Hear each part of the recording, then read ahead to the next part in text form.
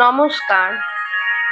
স্বামী নিরাময়ানন্দের লেখা শ্রী শ্রী মা শারদা থেকে। দেখিতে দেখিতে শারদামণি সুষমামণ্ডিতা হইয়া 14 বর্ষে উপনীত হইয়াছেন। এমন সময় প্রায় 7 বৎসর পরে গদাধর জন্মভূমি সন্দর্শনে আসিলেন।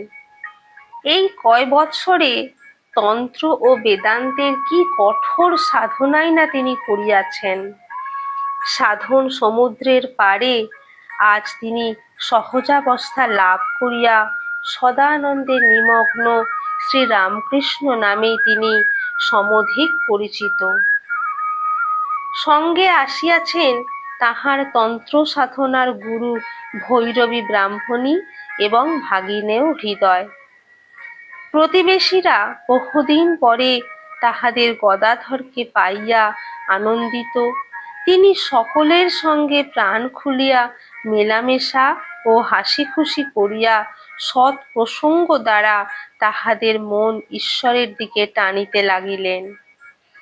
এই আনন্দের হাট পূর্ণ করিবার জন্য জয়রামবাটি হইতে শারদামণিকে কামারপুকুরে আনা হইল। এই সময়েই শ্রীরামকৃষ্ণ তাহাকে সহধর্মিণী রূপে গড়িয়া তুলিবার দিকে মন দিলেন। কি করিয়া প্রদীপের সলতে পাকাইতে হয়, কিভাবে কখন কাহার সহিত কেমন ব্যবহার করিতে হয়, কিভাবে ভগবানের ধ্যান ধারণা করিতে হয়, সব তাহাকে শিখাইতে লাগিলেন। শারদামণিও নীরবে শিষ্যার মতো সব শিখিতে লাগিলেন।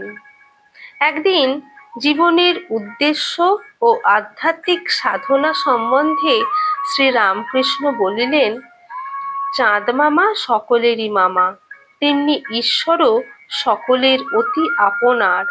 যে তাকে মনে প্রাণে ভালোবাসে, ডাকে, সেই তাঁর দেখা পায়।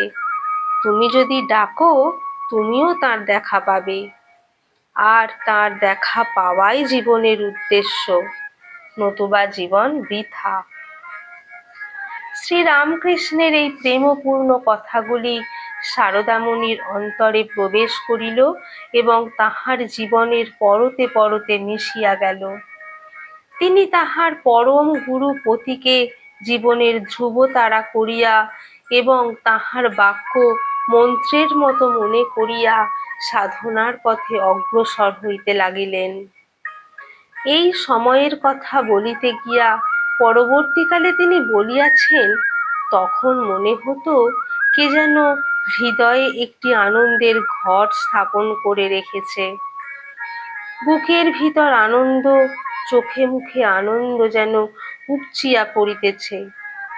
শ্রীরামকৃষ্ণের ভালোবাসা পাইয়া, নিজেও তাহাকে ভালোবাসিয়া সারদা দেবী আনন্দে ভরপুর হইয়া গেলেন। নমস্কার।